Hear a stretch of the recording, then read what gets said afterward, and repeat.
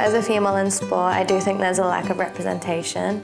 I think it's growing, like you can definitely see that there's a growth for women's football, but there's still like so much that can be done. And I think we're starting to get there at the moment. And I think this is a great step for us having this Wellington Phoenix team from New Zealand be in the league. In this one, up to their rivals, Knott putting the pressure on Aquino. She's got an open goal. Aquino slips and it's in for Wellington.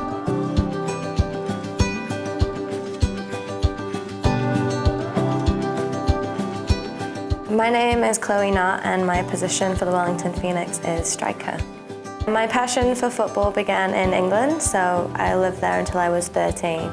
I started playing for school and with a boys team when I was 7.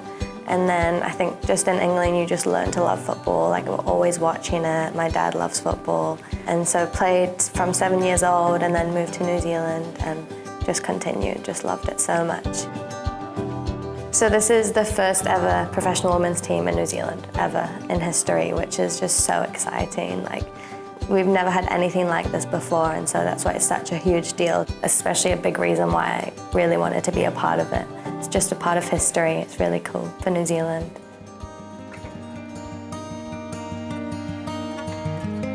In terms of broadcasting and the visibility of women playing sports on TV is just there's a huge gap there. There just needs to be more games televised across all levels, and especially in New Zealand, but I'm sure in Australia too. And yeah, it's just great for girls to see that on TV.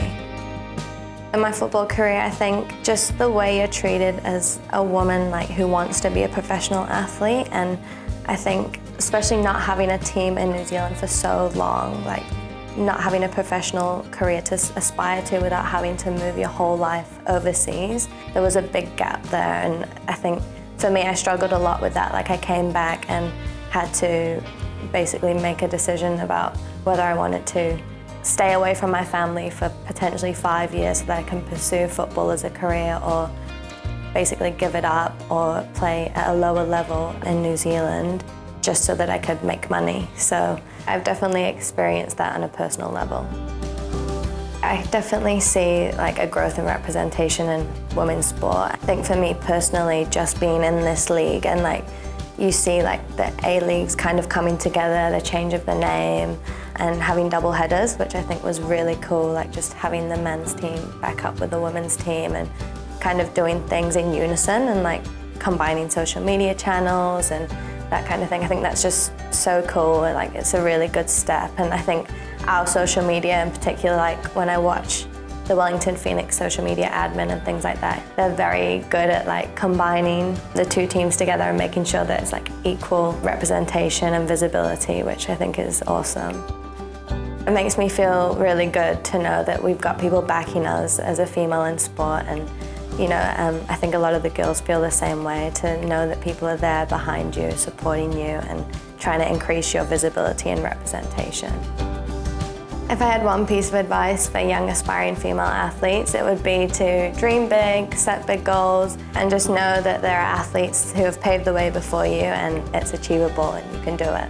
And also, there are a lot of difficulties in sport, especially as a female athlete, but just trust yourself and what you want to do and what you want to achieve. So while there may be struggles, there is a platform for you there, and there are people supporting you, there are people fighting to make sure that you can achieve what you want to achieve.